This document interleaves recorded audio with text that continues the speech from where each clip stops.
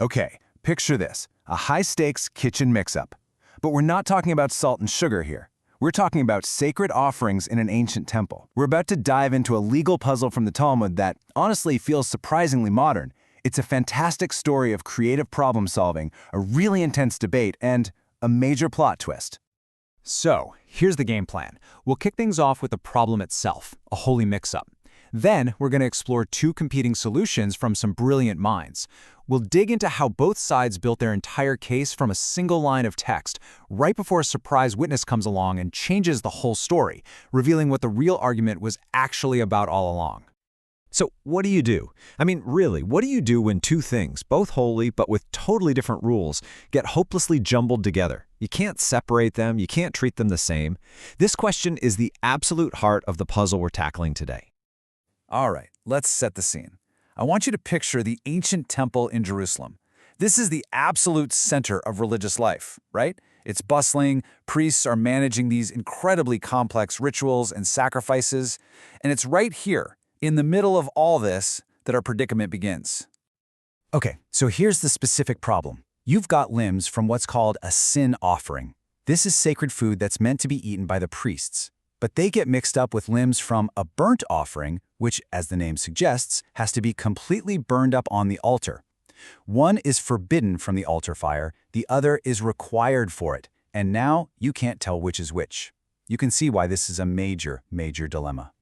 So how in the world do you solve this? Well, you've got two of the greatest legal minds of the era, Rabbi Eliezer and his colleagues, who are known simply as the rabbis, and they offer two completely different solutions.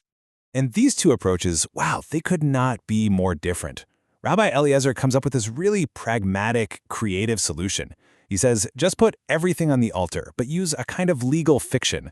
We'll just mentally relabel the forbidding parts as fuel, as wood. The rabbis, on the other hand, take a much more cautious route. They say, look, if you can't do the ritual perfectly, then don't do it at all. Just let the offerings sit there until they're disqualified by time, and then get rid of them. This quote really gets to the core of Rabbi Eliezer's whole idea. He's proposing a conceptual override, a mental hack.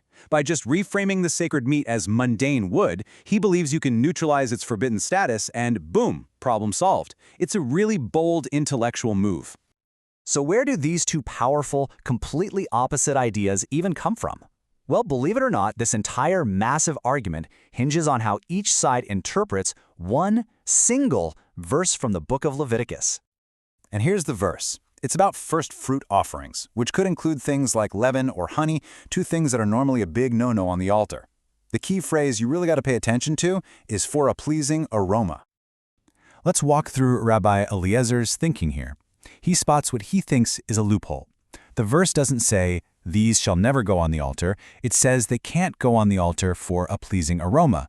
To him, that's everything. It means if the purpose isn't to make a formal offering, but just to act as fuel, well then it's permissible. He takes this one specific case and expands it into a broad, universal principle.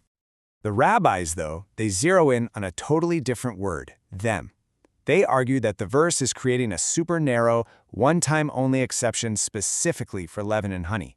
That word them, they say, acts like a fence, limiting the special permission only to those items.